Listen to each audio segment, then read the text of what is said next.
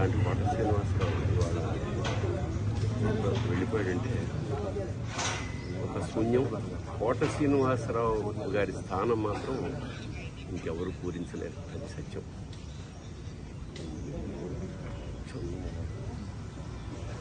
ఆయన మనశ్శాంతి, పరమేశ్వరుడు ఆ కుటుంబాన్ని మనశ్శాంతిని కలిగించాలని మనస్ఫూర్తిగా ప్రార్థిస్తాను.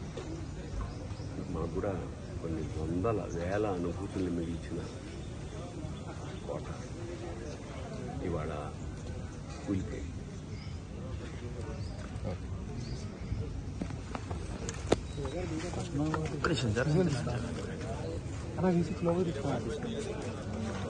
ముందుకెళ్ళకన్నా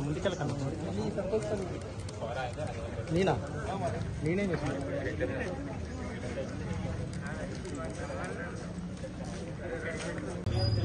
అలాంటి కోట శ్రీనివాసరావు ఇవాళ వెళ్ళిపోయాడంటే ఒక శూన్యం.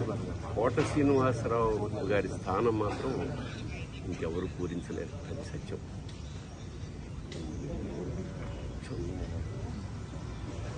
ఆయన మనశ్శాంతి, పరమేశ్వరుడు ఆ కుటుంబాన్ని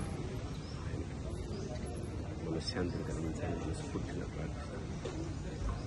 మాకు కూడా కొన్ని వందల వేల అనుభూతుల్ని మిగిల్చిన కోట ఇవాళ కూలిపోయి.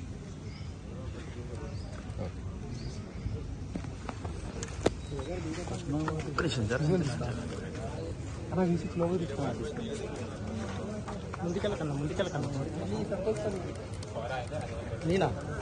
నేనేం చేశాను.